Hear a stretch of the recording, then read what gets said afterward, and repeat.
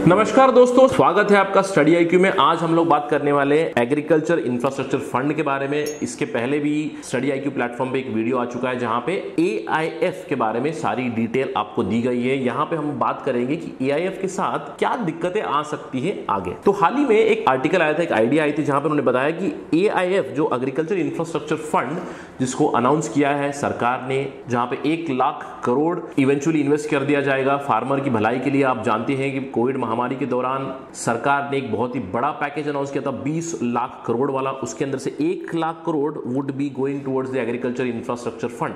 लेकिन आज हम लोग इस फंड के बारे में बात नहीं करने वाले, हम लोग बात करने वाले हैं इसके साथ दिक्कतें क्या हैं, पोटेंशियली प्रॉब्लम्स क्या आ सकती हैं और कुछ सुझाव देंगे इसी के साथ ही साथ सुधार लाने के लिए हमारे किसान भाइयों के लिए। उससे पहले मैं हूं आपका दोस्त और होस्ट राहुल। आप मुझे फॉलो कर सकते हैं इन आईडीज पर। स्टडी आईक्यू आपके लिए लाया है ईएमआई फैसिलिटी, 31 अगस्त तक ये अवेलेबल है। For more information please download the app from Google play store. तो खबर तो ये है कि प्राइम मिनिस्टर ने अनाउंस किया था कि हम लोग 1 लाख करोड़ खर्च करेंगे एग्रीकल्चर इंफ्रास्ट्रक्चर फंड। इन्होंने रिसेंटली बताया था वीडियो कॉन्फ्रेंसिंग के द्वारा कि उन्होंने बताया कि हम लोग एक एआईएफ लाएंगे जिससे एग्रीकल्चर में इंफ्रास्ट्रक्चर बनेगा। यह भी कहा जाता है कि ये फंड जो है इंडिया को आत्मनिर्भर बनाएगा, इंडिया के किसानों को आत्मनिर्भर बनाएगा। इससे एग्रीकल्चर की तरफ काफी सारा इंफ्रास्ट्रक्चर बिल्ड होगा। तो इससे पहले इसकी दिक्कतों के बारे में बात करूं, मैं आपको शॉर्ट में बता दूंगा ये एआईएफ है क्या। और मैं फिर से रिपीट कर रहा हूं, इसके ऊपर ऑलरेडी वीडियो बन चुका है, डिटेल में आप उसको देख सकते हैं। लेकिन शॉर्ट में यहां पे ये कहा जा रहा है कि more job opportunities in agriculture sector आएंगी अगर एग्रीकल्चर इंफ्रास्ट्रक्चर फंड जो अप्रूव हो चुका है उसको इंप्लीमेंट कर दिया जाएगा। तो इस फंड के तहत सबसे पहले तो ये है कि debt financing facility would be provided for post harvest. Post harvest मतलब जो हमारी फसल आएगी, फसल आने के बाद उसकी हार्वेस्टिंग होगी, कहां स्टोर करेंगे, क्या कोल्ड स्टोरेज चाहिए, क्या हमारे पास वेयर हाउसेस है, तो इस तरह के इंफ्रास्ट्रक्चर डेवलप करने के लिए डेट फाइनेंसिंग दी जाएगी। तो उसके तहत यह कहा गया है कि 1 lakh crore would be provided by banks. याद रखिएगा, बैंक देंगे, सरकार नहीं। सरकार ने केवल 10,000 करोड़ का एलोकेशन दिया हुआ है इस साल के लिए। लेकिन उन्होंने कहा है कि banks are going to give 1 lakh crore to whom, to the farmer produce organizations, to the SHGs, farmers and other startups। इसके साथ ही साथ AIF स्कीम के तहत लोन दिए जाएंगे अगले 4 साल तक। तो उसकी डिवीजन ये है कि इस साल 10,000 करोड़ लोन दिए जाएंगे और अगले 3 सालों में 30,000 करोड़ इसको देते रहेंगे। और इसके साथ ही साथ इंटरेस्ट सबवेंशन भी दिया जाएगा 3 साल पर एनम के हिसाब से। मतलब अगर बैंक आपको लोन दे रहा है, समझ लीजिए 12% पर, तो आपको इवेंचुअल इंटरेस्ट होगा 9%, क्योंकि जो 3% इंटरेस्ट होगा वो दिया जाएगा सरकार द्वारा। इसके साथ ही साथ ये जो एग्रीकल्चर इंफ्रास्ट्रक्चर फंड है, it is going to be managed through a management information system at district level and state level as well as the national level. तो ये तो हो गई खबर एआईएफ के बारे में।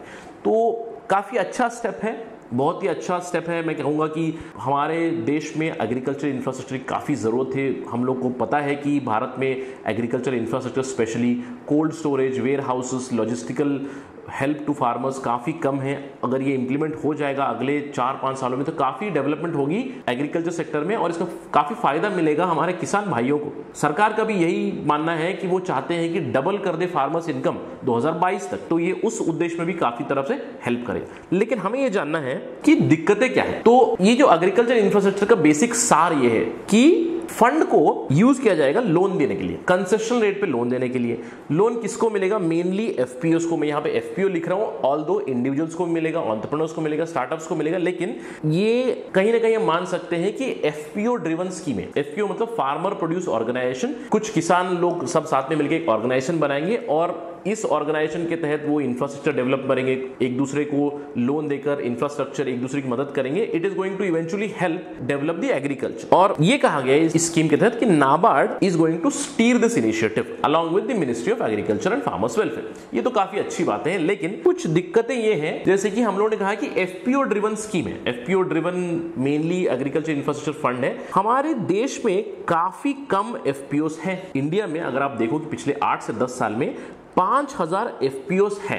ये बताया जाता है कि 5,000 है, लेकिन अगर आप इसको डिटेल में देखा जाए कि majority of these FPOs are still at very nascent stage, they have not developed. In fact ये कहा जाता है कि काफी सारे एफपीओज मात्र पेपर पे हैं और इनका कोई ऑपरेशन नहीं हो रहा है। तो सबसे पहली चीज ये है कि अगर आप एफपीओ ड्रिवन स्कीम बना रहे हैं तो एफपीओ के ऊपर फोकस करना चाहिए। और कहीं ना कहीं एक्सपर्ट्स का ये मानना है कि अगले कुछ सालों में एफपीओज की मात्रा कम से कम डबल होनी चाहिए, मिनिमम 10,000 होनी चाहिए। इसके अलावा दूसरा सबसे बड़ा इशू ये है कि एफपीओज जो है अभी उनको क्रेडिट मिल रहा है एग्रीकल्चर इंफ्रास्ट्रक्चर फंड से इंफ्रास्ट्रक्चर बिल्ड करने के लिए, लेकिन क्या एफपीओ को खुद को फंड मिल रहा है? हम सब जानते हैं कि किसान, हमारे जो किसान है, हमारे किसान एफपीओज है, उनको खुद ही एग्रीकल्चर क्रेडिट नहीं मिलता है। तो एफपीओ जो है, जैसे कि मैंने आपको बताया कि नेसेंट स्टेज में है, अभी भी बहुत यंग स्टेज में, तो उनको टेक्निकल हैंड होल्डिंग की तो जरूरत है ही कि एफपीओ कैसे रन करना है। ये भी सरकार का काम है बताना है उनको किस तरह एफपीओ को बढ़ा सकते हैं, लेकिन उसी के साथ ही साथ उनको पैसा जरूरी है,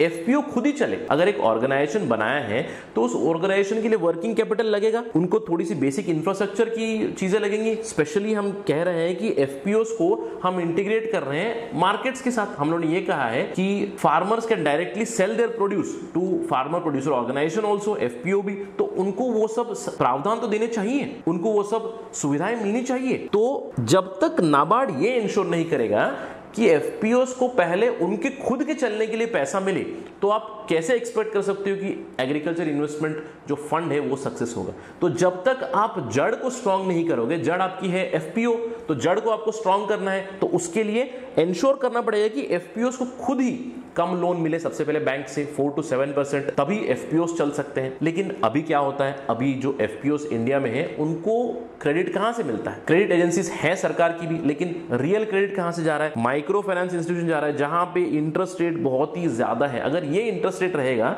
तो आपको क्या लगता है कि हमारे देश के एफपीओस कितने दिनों तक चल पाएंगे अगर वो लोग 18 से 20% इंटरेस्ट ही दे रहे हैं? तो जैसे कि मैंने बताया कि जड़ एफपीओस को स्ट्रांग करने की जरूरत है। एफपीओस को इंफ्रास्ट्रक्चर बनाने के पैसा के साथ ही साथ हमें यह जरूरत है कि उनको खुद चलने के लिए भी उनको क्रेडिट मिलना चाहिए। इसके अलावा सबसे बड़ा इंडिया में इशू है कि मिसिंग एग्रीकल्चर फ्यूचर्स मार्केट है, कि एग्रीकल्चर फ्यूचर्स मार्केट जब होगा तभी एफपीओ भी सक्सेस होंगे, किसानों को फायदा मिलेगा और तभी ये इंफ्रास्ट्रक्चर भी यूटिलाइज होगा कंप्लीटली। फ्यूचर्स मार्केट मतलब क्या है?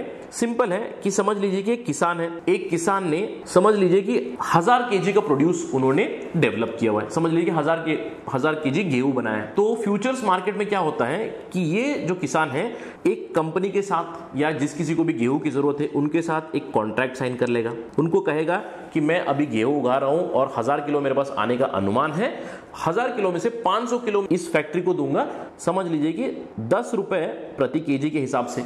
तो ये मैंने आज डिसाइड किया है, मेरी फसल जब आएगी, हार्वेस्ट जब होगा तो मैं आपको दे दूंगा स्टोर करके। तो अगर समझ लीजिए 10 रुपए से नीचे भाव चला गया गेहूं का, तो फार्मर ने तो खुद को हेल्प कर लिया है, क्योंकि 10 का ऑलरेडी कॉन्ट्रैक्ट है तो सेल करेगा और कंपनी को खरीदना ही है। तो कंपनी को भी कुछ हिसाब है कि वोलेटिलिटी कम होगी। अगर समझ लीजिए 10 से ऊपर चला गया तो कंपनी का फायदा है, 10 से नीचे चला गया तो फार्मर का फायदा है। तो क्या फार्मर पूरा देगा फ्यूचर मार्केट में? नहीं, फार्मर अपनी मर्जी से अपना रिस्क कम करने के लिए फ्यूचर्स मार्केट में कॉन्ट्रैक्ट जा सकते हैं ताकि खुद को बचाएं। जो हमारे यहाँ वोलेटिलिटी है, आप हर साल देखते हो कि टमाटर के भाव कभी 2 रुपए केजी हो जाते हैं, आलू के भाव कभी 100 होते हैं, कभी 10 रुपए होते हैं, प्याज के भाव कभी 150 चले जाते हैं और कभी 2 रुपए 5 रुपए किलो बिकते हैं। तो वोलेटिलिटी इतनी ज्यादा है। अगर ये फ्यूचर्स मार्केट कॉन्ट्रैक्ट रहेगा तो क्या आपको नहीं लगता है कि फार्मर की मदद होगी?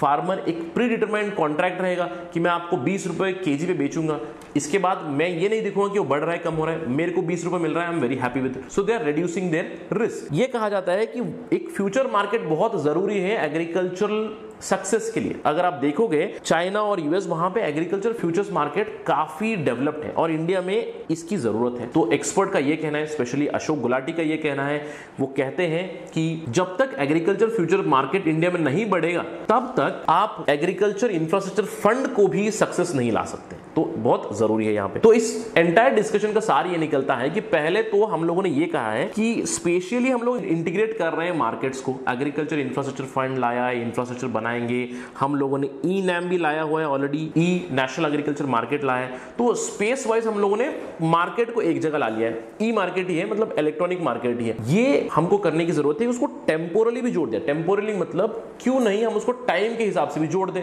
कि आज अगर मेरे पास प्रोड्यूस आ रहा है, मैं 2 महीने बाद बेचूंगा। अगर स्टोरेज हाउस बनेगा तो मैं 2 महीने, 3 महीने, 6 महीने बाद भी बेच सकता हूं। तो टाइम के हिसाब से हमारे ऊपर मार्केट चाहिए। फ्यूचर्स मार्केट जब तक नहीं बनेगा तब तक किसान अपने आप को सेफगार्ड कर नहीं पाएंगे, क्योंकि फ्यूचर्स मार्केट में एग्रीकल्चर इंफ्रास्ट्रक्चर फंड के तहत आपको वेयर हाउस बन जाएगा। आप अपनी 1000 किलो की प्रोड्यूस वहां पे स्टोर कर दोगे। क्या आपको आज बेचना है, क्या आपको कल बेचना है, क्या आपको 1 साल बाद बेचना है? तो अगर आपके पास एक कॉन्ट्रैक्ट रहेगा फ्यूचर्स मार्केट का, तो आप अपना रिस्क कम कर सकते हैं, आप अपने हिसाब से अपनी प्रोड्यूस बेच सकते हैं। तो ये काफी लाभदायक होगा पूरी इकोनॉमी के लिए, और सबसे महत्वपूर्ण होगा कि ये किसान भाइयों के लिए काफी फायदेमंद होगा। इसी के साथ ही साथ बैंक्स को भी इन्वॉल्व हो जाना चाहिए एफपीओस और ट्रेडर के साथ इस फ्यूचर मार्केट में, क्योंकि रिस्क तो है। जैसे कि मैंने आपको बताया कि मैंने कॉन्ट्रैक्ट साइन किया हुआ है जहां पे मैंने कहा है कि 10 रुपए प्रति केजी में गेहूं बेचूंगा। अगर 1 महीने बाद उस गेहूं का रेट हो गया 5, तो ये मेरे को लॉस है। अगर वो बढ़ गया 15, तो वो कंपनी को लॉस है।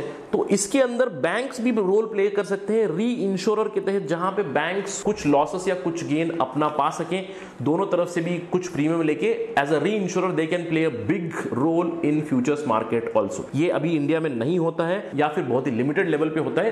तो ये सब चीजें काफी जरूरी है एग्रीकल्चर इंफ्रास्ट्रक्चर फंड को सक्सेस लाने में। अगर सरकार का उद्देश्य सही है, अगर सरकार का उद्देश्य ये है कि हमारे किसान भाइयों की जो इनकम है वो डबल करनी है 2022 तक, तो ये सारे स्टेप्स लाना अनिवार्य है। इनफैक्ट इसके बारे में चर्चा, विचार विमर्श होनी चाहिए, डिबेट होनी चाहिए, और इससे भी बेहतर स्टेप्स भी हो तो आप सजेस्ट कर सकते हैं कमेंट सेक्शन में। आशा करता हूं ये वीडियो आपके लिए यूजफुल रहा है। Thank you very much. जय हिंद।